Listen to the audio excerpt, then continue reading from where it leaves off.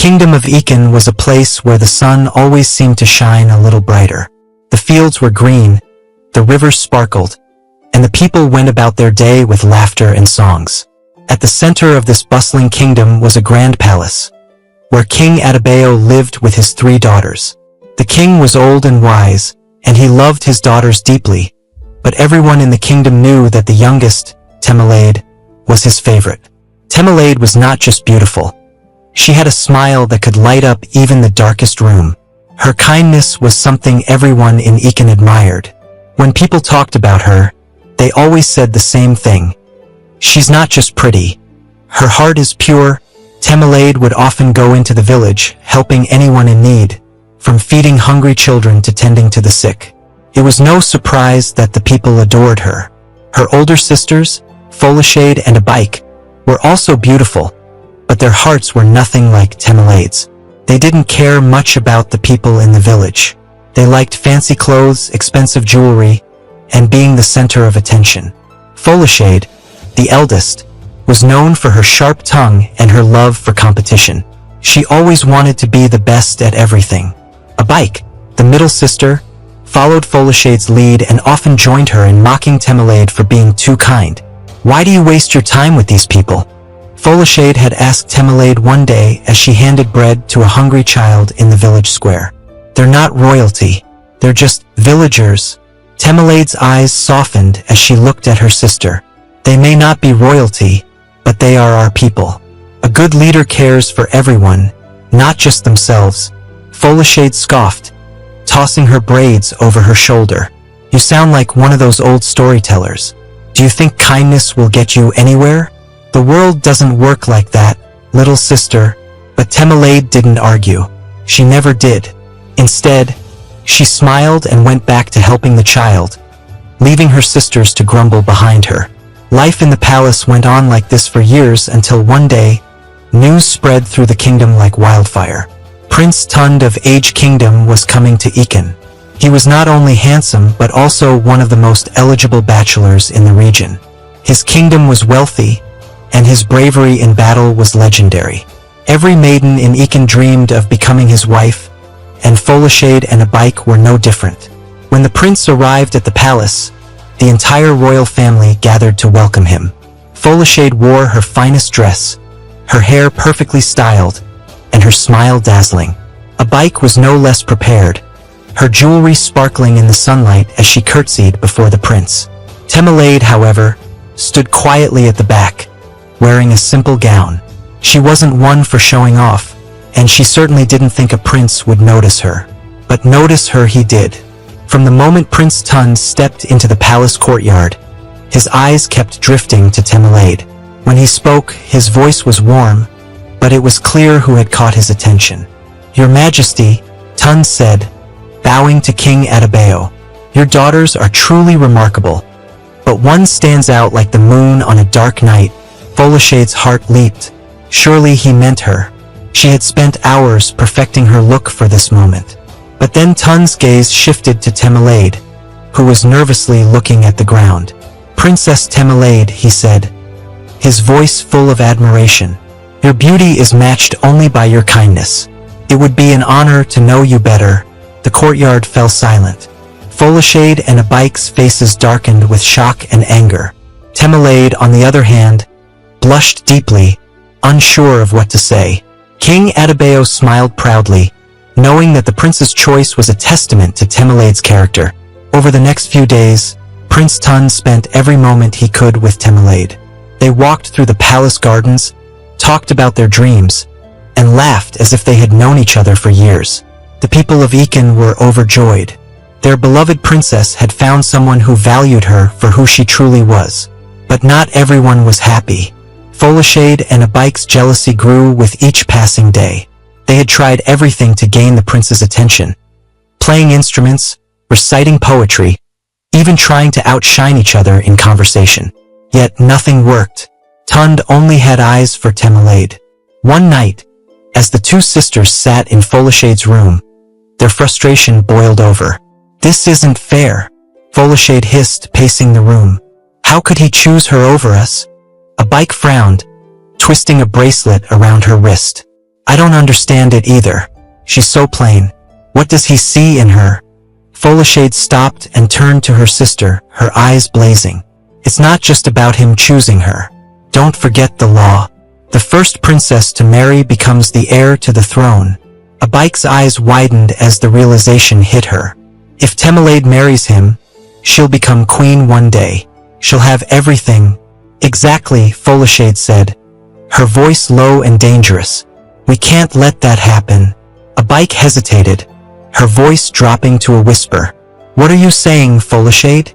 Folashade stepped closer, her expression cold. I'm saying we need to stop her. One way or another. Abike swallowed hard, her heart racing. She had never seen her sister like this before, and it frightened her. But a small, dark part of her agreed. They couldn't let Temelade take everything from them. Not without a fight. As the sisters plotted in the shadows, Temelade and Prince Tund continued to grow closer, oblivious to the storm brewing around them. The palace buzzed with preparations for their wedding, and the people of Ekin couldn't wait to celebrate their princess's happiness. But happiness has a way of attracting trouble, and Temelade's joy would soon face a test she could never have imagined. The night was quiet except for the rustling of leaves in the wind. Folashade and Abike huddled in Folashade's room, their whispers sharp and urgent. We need to act now, Folashade said, her voice firm. If we wait any longer, the wedding will be too close. Abike wrung her hands, her nervousness clear. But what can we do? She's always surrounded by people, and Father would never forgive us if we... Do you think I care about Father's forgiveness? Folashade snapped, her eyes flashing with anger. This is about us, about our future. If Temelade takes the throne, we'll be nothing. Do you want to live in her shadow forever? Abike's lips pressed into a thin line. No buts, Folashade cut her off. She leaned in, her voice dropping to a whisper. We'll tell her about the ritual of Ogun. Abike's eyes widened. The ritual of Ogun? But that's just a story to scare children. It's not real. It doesn't have to be real, Folashade said with a sly smile. Temelade is so trusting. She'll believe anything we say. We'll tell her it's a sacred ritual she has to perform before her wedding. Something about seeking Ogun's blessing for a happy marriage. Abike's brow furrowed. And then what? What happens when she goes to the forest? Folashade's smile widened, but there was no warmth in it. We make sure she doesn't come back. Abike gasped, her hand flying to her mouth. Folashade, you can't mean that. She's our sister. She's our competition, Folashade snapped, her voice harsh. If you want to spend your life as a nobody, that's your choice. But I won't. Temelade has to go. Do you understand me? Abike's hands trembled in her lap. She didn't answer right away, but the fear and anger in Folashade's eyes left her no choice. Slowly, she nodded. Okay, what do we do? The next morning, Temelade was in the garden, tending to a patch of vibrant flowers. The prince had gifted her the seeds, and she had planted them with care. She smiled as she gently watered the blossoms, humming a soft tune. Folashade and Abike approached her, their faces unusually kind. Temelade looked up, surprised but pleased to see them. Good morning, sisters. You're up early today. Folashade smiled warmly, though it didn't reach her eyes. Good morning, Temi. We wanted to talk to you about something important. Temelade straightened, curiosity lighting her face. Oh, what is it? Abike hesitated, glancing at Folashade, who gave her a reassuring nod. We were talking last night about your wedding, Folashade began, her voice soft and serious. And we realized there's something you haven't done yet. Temelade tilted her head, confused. What do you mean? The ritual of Ogun, Abike said quickly, her voice shaky but earnest. It's an old tradition. Every bride in our family has to do it before their wedding. It's supposed to bring blessings and protection. Temelade frowned. I've never heard of it. Father hasn't mentioned anything about a ritual. That's because it's a secret, Folashade said smoothly. It's not something people talk about openly, but it's very important. Without it, your marriage could be cursed. Temelade's eyes widened. Cursed? That sounds serious. What do I have to do? Folashade's smile widened. It's simple. You have to go to the Forest of Shadows at midnight and leave an offering for Ogun. It's a show of respect, a way to ask for his blessings. Temelade's brow furrowed. The Forest of Shadows? Isn't that place dangerous? Not if you're careful, Folashade said quickly. We'll help you prepare. You'll be fine, Temi. Trust us. A bike forced a smile, nodding along. Yes, trust us. It's for your own good. Temelade hesitated, but her sister's earnest expressions convinced her. She nodded slowly. All right, if it's that important, I'll do it. Folashade's smile widened, satisfaction gleaming in her eyes. Good. We'll help you get everything ready. As the sun dipped below the horizon, casting the palace in shades of orange and purple, Temelade prepared for the so-called ritual. Folashade and a bike brought her a basket filled with fruits and flowers, telling her it was the perfect offering for Ogun. Are you sure about this? Temelade asked, her voice tinged with doubt. Absolutely, Folashade said firmly. You're doing the right thing, Temi. A bike nodded, though her hands trembled as she tied a scarf around Temelade's shoulders. Be brave, sister. Everything will be fine. Temelade smiled, her faith in her sisters unshaken. Thank you. I'll do my best. As the clock struck midnight, Temelade stepped into the Forest of Shadows, the basket clutched tightly in her hands. The trees loomed tall and dark around her, their branches reaching out like skeletal fingers. Every rustle of leaves made her heart race, but she pressed on, determined to complete the ritual. Behind her, hidden in the shadows, Folashade and a bike watched, their faces pale but resolute. This is it, Folashade whispered. Once she's deep enough in the forest, she won't find her way back. A bike's stomach churned with guilt, but she nodded. Let's go before someone sees us. As they slipped away, leaving their sister to the darkness, the forest seemed to close in around Temelade. The air grew colder, the shadows deeper, and an eerie silence fell. She clutched the basket tighter, her steps faltering as doubt crept into her mind. Was this really a ritual, or had she been led into a trap? But before she could turn back, a low growl echoed through the trees, freezing her in place. Temelade froze, clutching the basket tighter as the growl echoed through the forest. Her heart pounded in her chest, each beat louder than the rustling of leaves in the cold night air. She tried to steady her breathing, but fear gripped her like an iron chain. Who's there? She whispered, her voice trembling. Her eyes darted around, searching for the source of the sound. But the shadows seemed alive, shifting and moving in the dim moonlight. The growl came again, this time louder, and Temelade's knees felt weak. She took a hesitant step back, her mind racing. Maybe her sisters had been wrong. Maybe the ritual of Ogun was more dangerous than they'd let on. Or maybe they hadn't told her the truth at all. I need to get out of here, she muttered to herself, turning around. But before she could take another step, a massive figure emerged from the darkness. Its eyes glowed like embers, and its scales shimmered faintly in the pale light. It was a dragon, towering over her with a presence so powerful that Temelade's legs buckled, and she fell to the ground. For a moment, neither of them moved. Temelade stared up at the creature, her fear mixed with awe. The dragon tilted its head, studying her with an intensity that made her feel small and exposed. She wanted to run, but her body wouldn't listen. Instead, she squeezed her eyes shut, clutching the basket to her chest as if it could shield her. Why are you here? The dragon's voice was deep and rumbling, like distant thunder. It wasn't angry, but there was an edge to it that made Temelade's breath catch. She opened her eyes slowly, her voice barely a whisper. I came to perform the ritual of Ogun. I didn't mean to disturb you. The dragon let out a low snort, smoke curling from its nostrils. The ritual of Ogun? Do you even know what that is? Temelade's cheeks flushed with embarrassment. My sisters told me about it. They said it's a tradition for brides in our family. I thought it was real. The dragon's eyes narrowed, and it leaned closer, its massive head hovering just above her. Your sisters lied to you. Temelade's heart sank. She had trusted them, believed they wanted to help her. But now, faced with the truth, she realized how foolish she had been.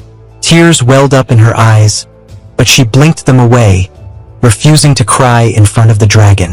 Why would they do that? She asked softly, more to herself than to the dragon.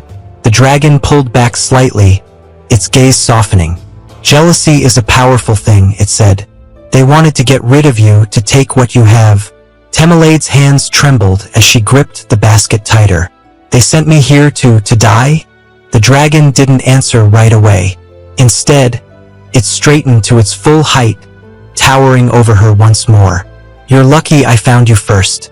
The Forest of Shadows is no place for someone like you. Temelade's voice wavered. Will you hurt me? The dragon let out a deep, rumbling laugh. If I wanted to hurt you, I would have already. No, little one.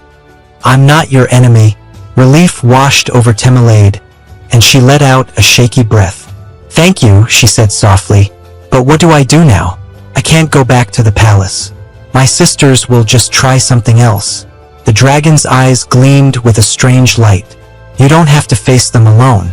I can help you. Temelade blinked, surprised. Help me? How? The dragon lowered its head, its voice serious. Your sisters have betrayed you, but they've also betrayed the kingdom. Their actions have put not just you, but everyone in danger. If you're willing, I can guide you, teach you how to protect yourself and your people. Temelade hesitated, her mind racing. She didn't know if she could trust the dragon, but what choice did she have? Returning to the palace would only put her in more danger, and running away wasn't an option. Slowly, she nodded. All right, I'll do it. The dragon nodded, a faint smile curling its lips. Good. Then we start now. Back at the palace, Folishade and a bike waited anxiously. They had expected news by now. A servant reporting that Temelade hadn't returned, or perhaps a guard finding her abandoned basket in the forest. But the hours dragged on, and there was no word. What if something went wrong? A bike whispered, pacing the room. What if she found her way back? Folishade's jaw tightened. She won't. The forest is too dangerous. No one comes out of there alive. A bike wrung her hands, her guilt gnawing at her. But what if the stories are true? What if Ogun's spirit protects her? Folishade rolled her eyes.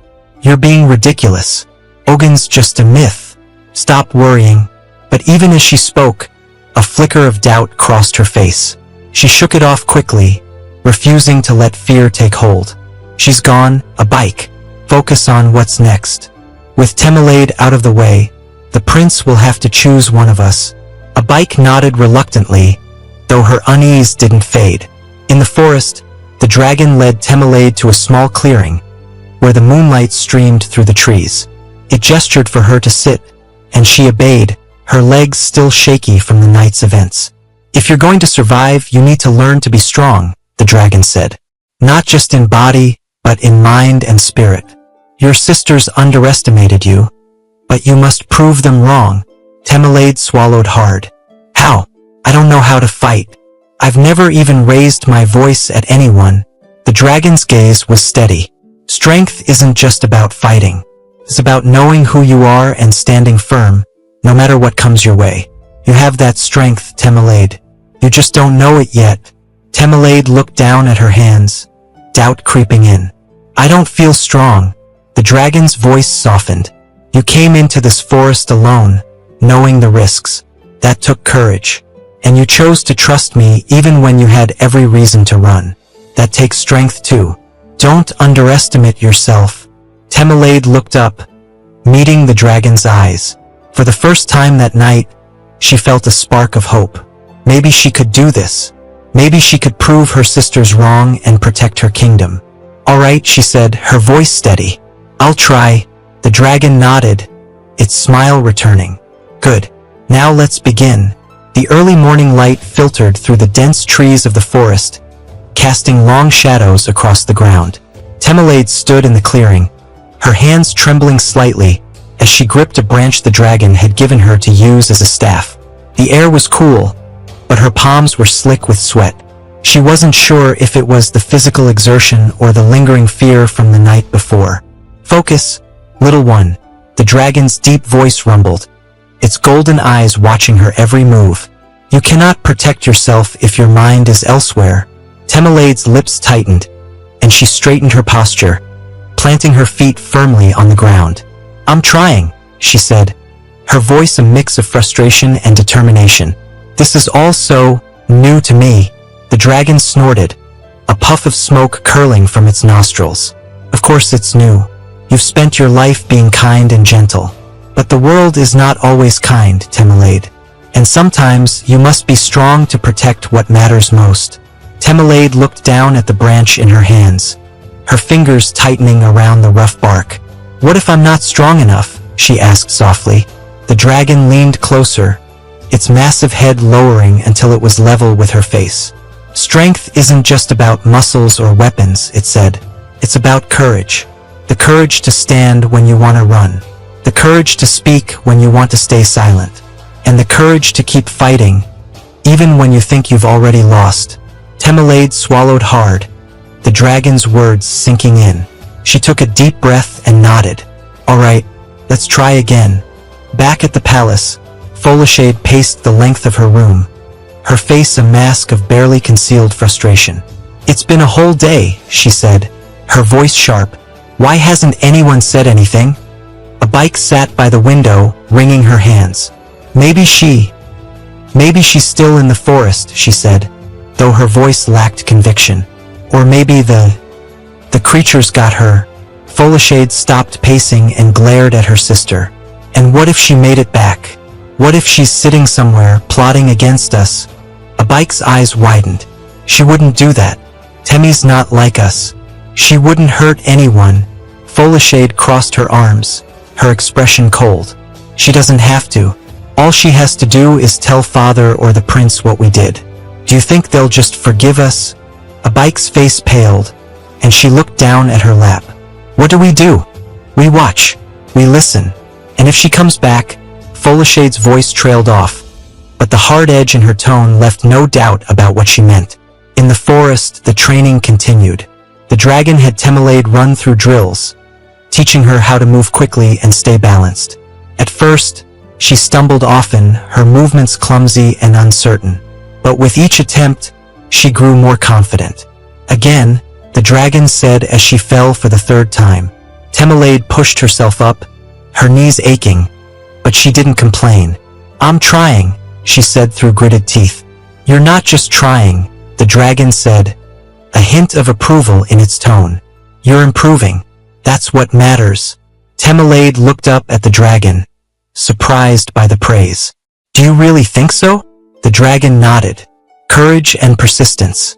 Those are the seeds of strength. Keep at it, little one." Temelade smiled faintly, her determination renewed. "I will." By the third day, Temelade's body ached in ways she hadn't thought possible, but her movements were sharper, more controlled. She could dodge and strike with the staff, her confidence growing with each passing hour. "Good," the dragon said as she landed a solid blow against a tree trunk. "Now let's see if you can do it under pressure." Temelade frowned. "Under pressure?" The dragon grinned, revealing rows of sharp teeth. "Let's see how you handle a moving target." Before she could ask what that meant, the dragon swung its massive tail toward her. Temelade yelped and jumped back, barely avoiding the sweeping blow. "What are you doing?" she shouted, her heart racing. "Testing you," the dragon said, its voice calm but firm. "The world won't wait for you to be ready, Temelade. You must be prepared for anything." Temelade's grip tightened on the staff, and she squared her shoulders. "Fine, let's do this." The dragon's grin widened, and it lunged again, its movements surprisingly fast for its size. Temelade dodged, her instincts kicking in as she tried to predict the dragon's next move. Her heart pounded, but she stayed focused, her training guiding her actions. After what felt like an eternity, the dragon pulled back, nodding in approval. "You're learning." Temelade collapsed to the ground, gasping for breath. "That was intense." The dragon chuckled, its voice rumbling like distant thunder. and necessary. The world is full of challenges, little one. You must be ready to face them. Back at the palace, whispers began to spread. Servants had noticed Temelade's absence, and questions were being asked. King Adebayo summoned Folashade and a bike to his chambers, his expression grave. "Where is your sister?" he demanded, his voice heavy with worry. Folashade feigned innocence, her expression calm. "We don't know, father. She said she wanted to take some time to herself. Perhaps she went to the village." King Adebayo frowned, suspicion flickering in his eyes. "The village? For 3 days? Why didn't you tell me this sooner?" A bike shifted uncomfortably, avoiding her father's gaze. "We didn't think it was important," she mumbled. The king's frown deepened. "Find her," he said, his voice firm. "Send the guards if you must. I want my daughter back." As the sisters left the chamber, a bike turned to Folashade, her voice a panicked whisper. "What do we do now? If the guards find her?" Folashade's expression hardened. "They won't. And if they do, we'll handle it. Temelade won't ruin this for us." In the forest, Temelade stood at the edge of the clearing, her staff in hand. The dragon watched her with a steady gaze, its presence a constant reminder of the strength she was learning to wield. "You're ready," the dragon said finally. Temelade's heart skipped a beat. "Ready for what?" "To return," the dragon said. "Your kingdom needs you, Temelade.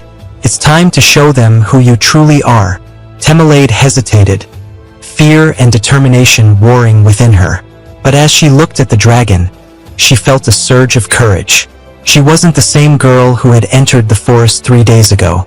She was stronger now. She was ready. "All right," she said, her voice steady. "Let's go." The sun was just beginning to rise when Temelade stepped out of the forest. Her feet felt heavy, but her heart was steady. She clutched the staff the dragon had given her, its rough surface a reminder of the training she had endured. Every step brought her closer to the palace, and with it closer to the truth. The dragon had flown ahead, promising to stay nearby but out of sight. "This is your fight," it had said, "but I will watch over you." As Temelade approached the palace gates, she noticed the guards stiffen. Their eyes widened in surprise, and one of them stammered, "Princess Temelade? Is it really you?" "Yes, it's me," she said firmly, her voice carrying a confidence she hadn't known she possessed. "Let me through. I need to see my father." The guards hesitated, then stepped aside. "The king has been searching for you," one of them said. "He's in the throne room."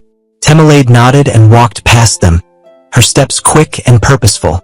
Her heart pounded as she entered the palace, memories of her sister's betrayal flooding her mind. But she pushed them aside. This was no time for doubt. In the throne room, King Adebayo sat with a troubled expression.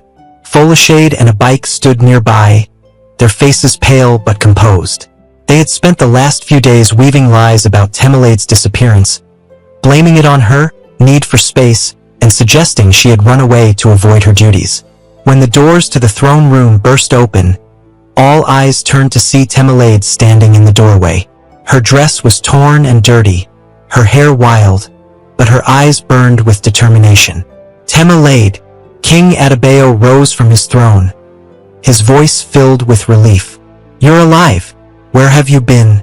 Temelade stepped forward, her gaze fixed on her father. "I was sent to the Forest of Shadows," she said, her voice steady. "My sisters told me it was part of a ritual I had to complete before my wedding." The room fell silent. King Adebayo's face darkened, and he turned to Folashade and a bike. "Is this true?" Folashade's eyes darted nervously, but she quickly composed herself. "Father, she must be mistaken. We only suggested she take some time to prepare herself. We never told her to go to the forest." A bike nodded, though her hands trembled. "Yes, that's all we said. We never meant for her to get hurt." Temelade's grip tightened on her staff, her voice rising. "You're lying. You told me about the ritual of Ogun and said it was a tradition. You knew the forest was dangerous, but you sent me there anyway." Folashade's face twisted in anger. "You have no proof," she snapped. "It's your word against ours." "Enough!" King Adebayo's voice thundered, silencing the room. He looked at Temelade, his eyes filled with concern. "Tell me everything, my daughter. Leave nothing out." Temelade took a deep breath and recounted the events of the past few days. How her sisters had manipulated her, how she had entered the forest alone, and how the dragon had saved her. She described her training and the truths she had come to understand about herself and her family. When she finished, the room was quiet. King Atabeo turned to Folashade and Abike, his face a mix of anger and disappointment. "Is this true? Did you send your sister into the forest, knowing the danger?" Folashade's defiance faltered, and she looked away. "We only wanted to teach her a lesson," she muttered. "She always gets everything. The people love her, you favor her, and now she's marrying the prince. It's not fair." Abike's voice broke as tears streamed down her face. "We didn't mean for her to die. We just wanted her to know what it feels like to struggle." King Atabeo's hands clenched into fists, his voice shaking with fury. "You could have killed her. Your jealousy has blinded you to your duties as sisters and princesses. I trusted you, and you betrayed not just your sister, but this entire kingdom." Folashade's face turned red, but she didn't argue. Abike sobbed quietly, unable to meet anyone's gaze. "Father," Temelade said softly, stepping forward, "I don't want them punished too harshly.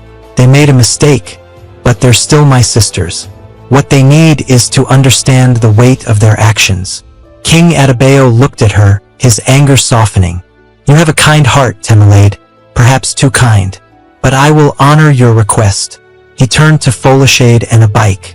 "You will both be stripped of your royal privileges and titles until you have proven that you understand the meaning of loyalty and family. You will work alongside the people of the kingdom, serving them and learning what it means to lead with compassion." Folashade opened her mouth to protest, but a sharp look from the king silenced her. Abike merely nodded, tears still streaming down her face. As the days passed, the news of Temelade's return spread throughout the kingdom. The people celebrated her courage and resilience, and her bond with Prince Tund grew stronger. He admired her even more for her strength and humility, and their love deepened. Meanwhile, Folashade and Abike began their service in the village, working side by side with the people they had once looked down upon. It was a humbling experience, and though they struggled at first, they slowly began to change.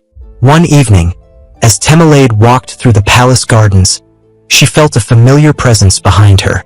She turned to see the dragon perched on a nearby hill, its golden eyes glowing softly in the twilight.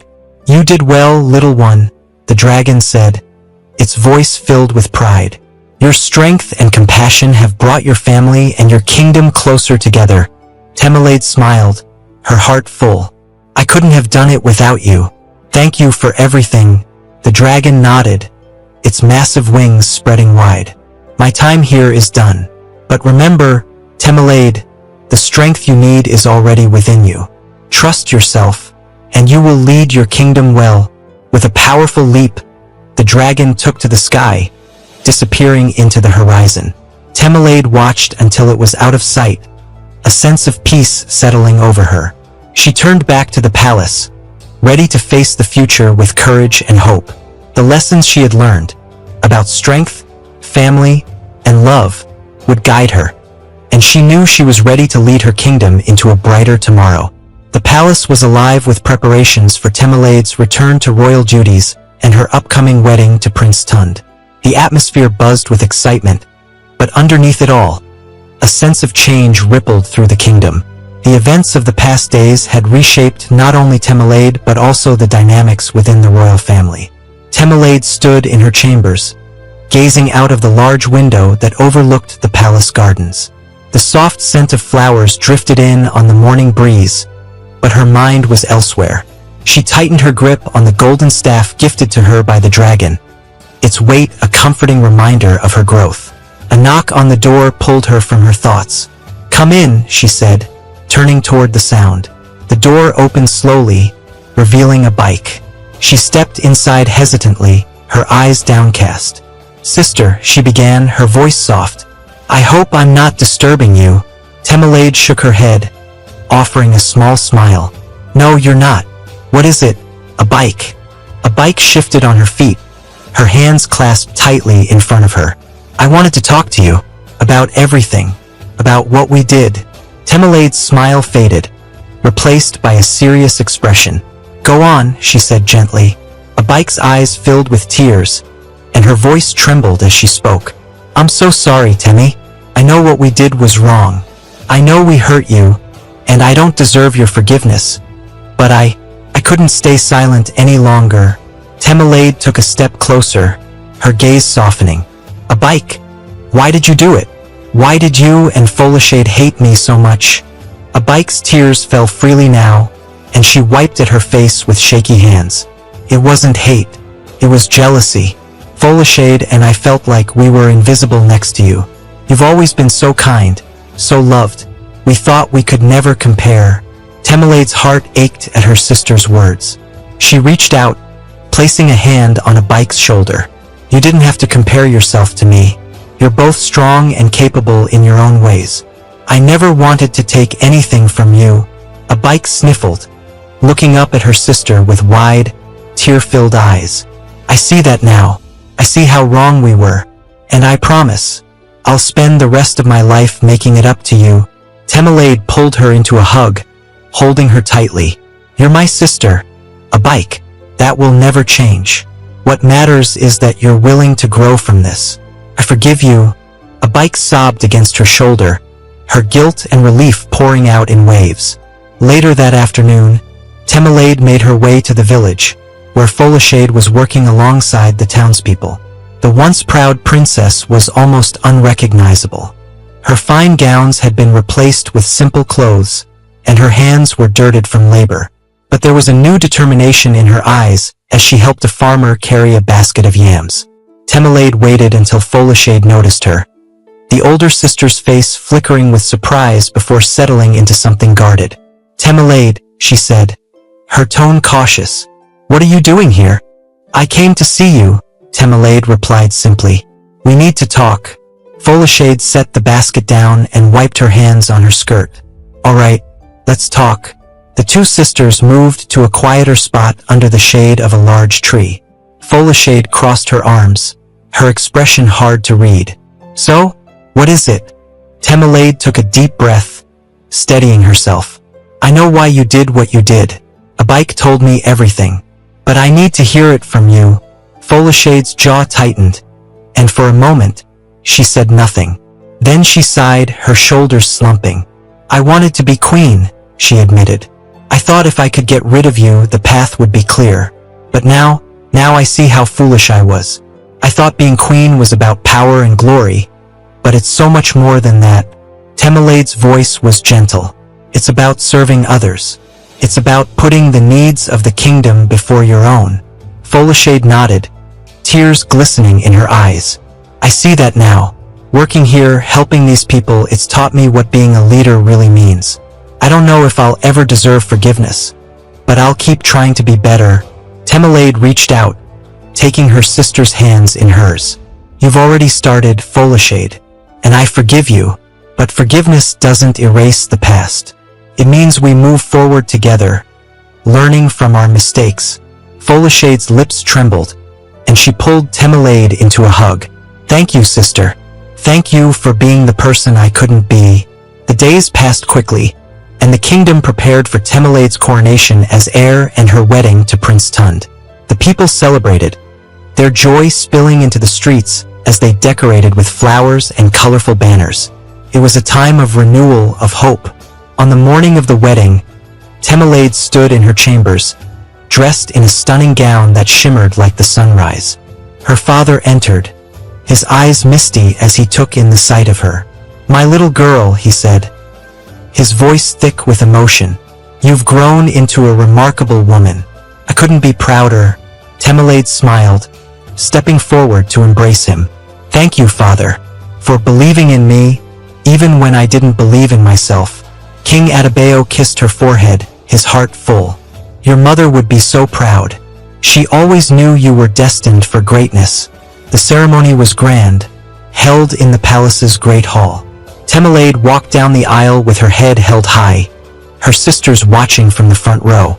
A bike and Folashade smiled at her, their expressions filled with pride and love.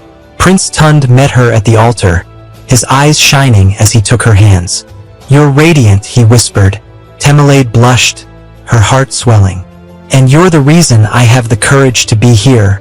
The vows were exchanged, and as they were pronounced husband and wife, the room erupted into cheers. It was a new beginning, not just for Temelaide and Tund, but for the entire kingdom. Later, as the celebrations continued into the night, Temelaide stepped outside for a moment of quiet. She looked up at the stars, her thoughts drifting to the dragon. "Thank you," she whispered to the night sky, "for everything," and though no voice answered, she felt a warmth in her heart, as if the dragon's spirit was still watching over her, guiding her as she stepped into her new life. The morning sun rose slowly over the kingdom of Ekin, bathing the palace in golden light. The sound of drums echoed in the distance as the people of the kingdom prepared for the grand coronation of Princess Temelaide as heir to the throne. Inside the palace, the atmosphere buzzed with excitement and a sense of purpose. Temelaide stood before a mirror in her chambers, dressed in a flowing gown of white and gold. A simple but elegant crown rested in her hands. Her reflection stared back at her, and for a moment, she felt the weight of what was about to happen. She was no longer just the youngest princess. Today, she would be declared the future queen of Ekin. A knock at the door broke her thoughts. "Come in," she called softly. The door creaked open, and Folashade stepped inside, her face hesitant but kind. "Temi, may I speak with you?" Temelaide turned, surprised but not unkind. "Of course, sister. What is it?" Folashade walked slowly toward her, her hands clasped tightly in front of her. "I wanted to tell you something before the coronation. Something important." Temelaide placed the crown gently on the table and faced her sister. "Go on." "I'm listening." Folashade's voice was low, almost a whisper. "I've been thinking a lot about everything that happened, about what I did to you, and I've realized how wrong I was.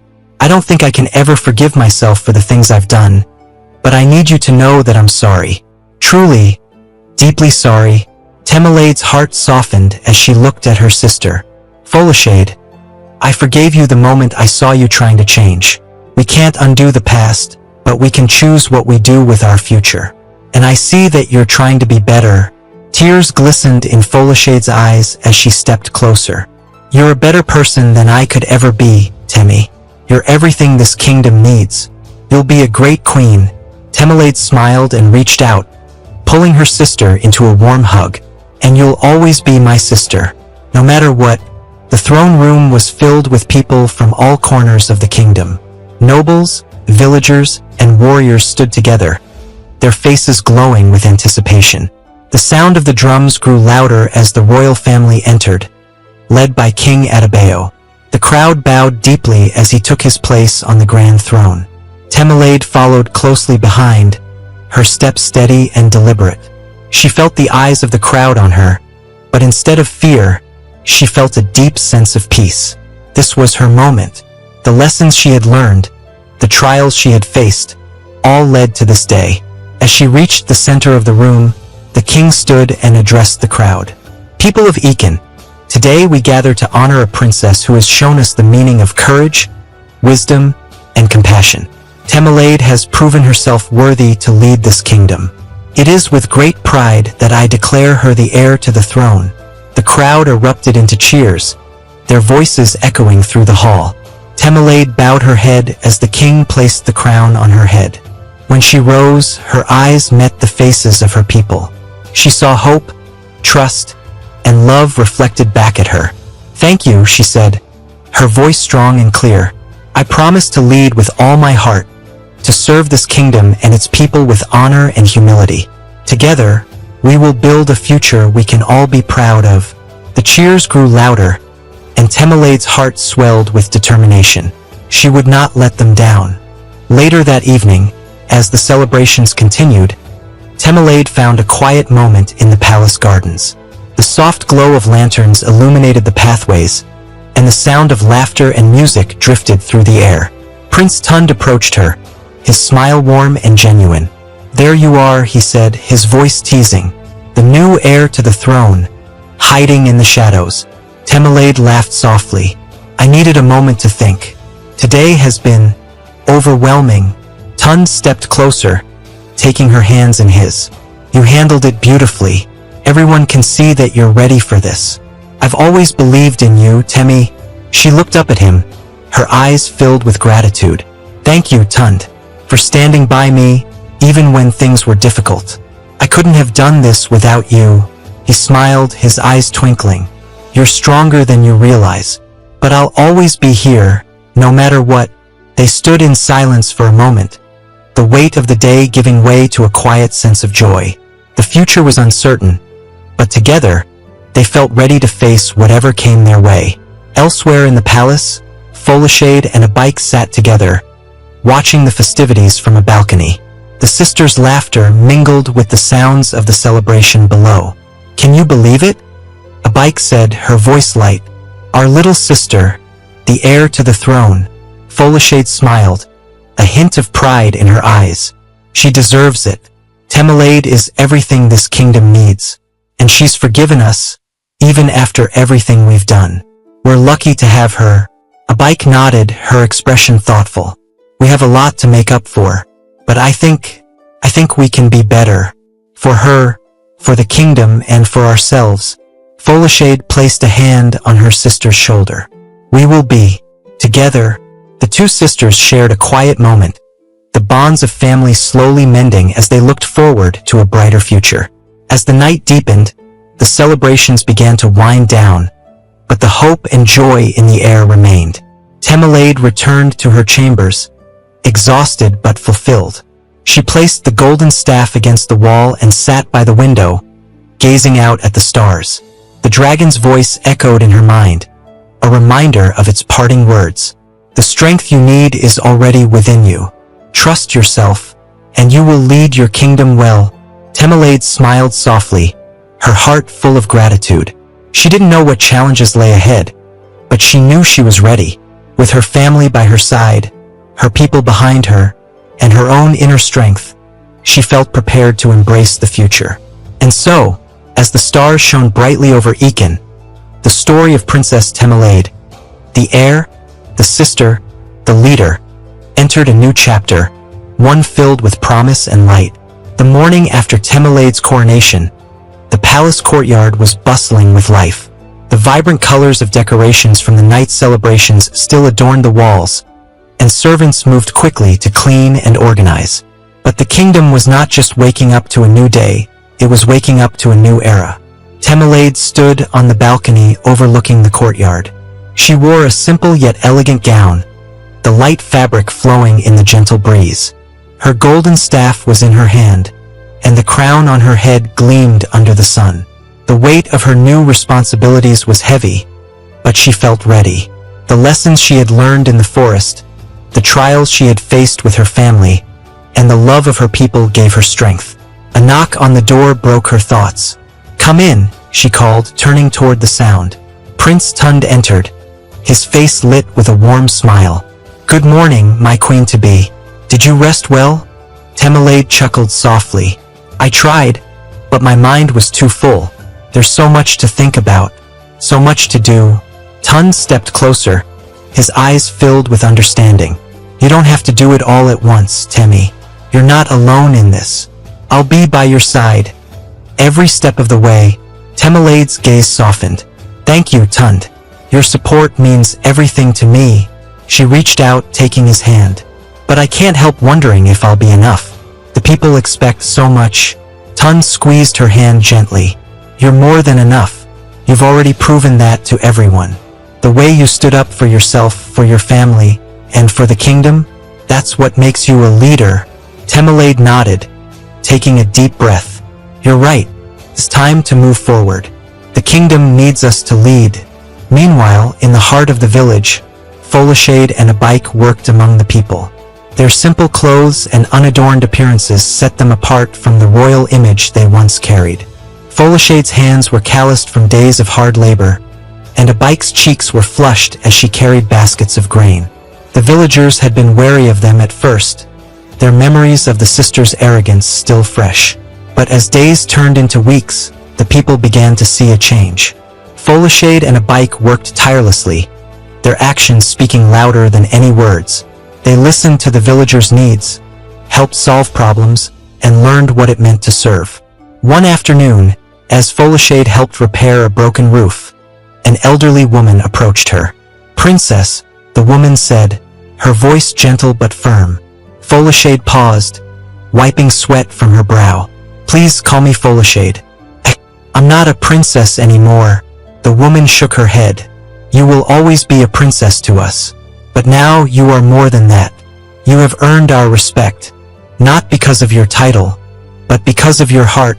Folashade's eyes filled with tears, and she bowed her head. "Thank you.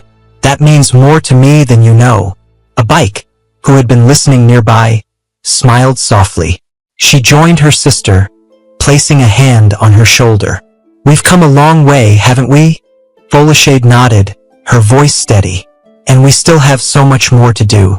But for the first time, I feel like we're on the right path." Back at the palace, Temelade sat in the council chamber, surrounded by advisors and village leaders. It was her first meeting as heir, and the room buzzed with both anticipation and skepticism. One of the elder advisors, Chief Olanei, spoke first. "Princess Temelade, the people are eager to see what changes you will bring. But there are many challenges ahead. How do you plan to unite the kingdom and address the needs of the people?" Temelade straightened her posture, her voice calm but firm. "By listening to them. For too long, the voices of the villagers have been ignored. We cannot lead if we do not understand their struggles. My first priority is to establish councils in every region, where representatives of the people can bring their concerns directly to us." A murmur of approval spread through the room, though a few faces remained skeptical. "And what of the treasury?" another advisor asked. "The kingdom's resources are stretched thin. How do you plan to manage that?" Temelade paused, considering her response. "We will start by reducing unnecessary expenditures at the palace. The people come first. If we lead by example, others will follow." Chief Olanei's stern expression softened, and he nodded. "A wise answer, Princess. I believe you will do well." The meeting continued late into the afternoon, with Temelade addressing each concern thoughtfully. By the end, even the most doubtful advisors seemed convinced of her capabilities. As night fell, Temelade stood once again on the balcony, looking out over the kingdom. The lights of the village twinkled like stars, and the faint sound of laughter reached her ears. "You're thinking again," Tun's voice came from behind her. He stepped up beside her, his presence comforting. Temelade smiled. "I can't help it. There's so much to do, so much to learn." Tund wrapped an arm around her shoulders. "And you'll handle it all just like you always do. One step at a time." She leaned into him, her heart full. "I couldn't do this without you," he chuckled. "And I wouldn't want to do anything without you. We're a team, Temi. Always." As they stood together, watching over their kingdom, Temelade felt a deep sense of peace. She knew the road ahead would be challenging, but she was ready. With her family by her side, her people behind her, and her own strength guiding her, she knew they would build a brighter future together.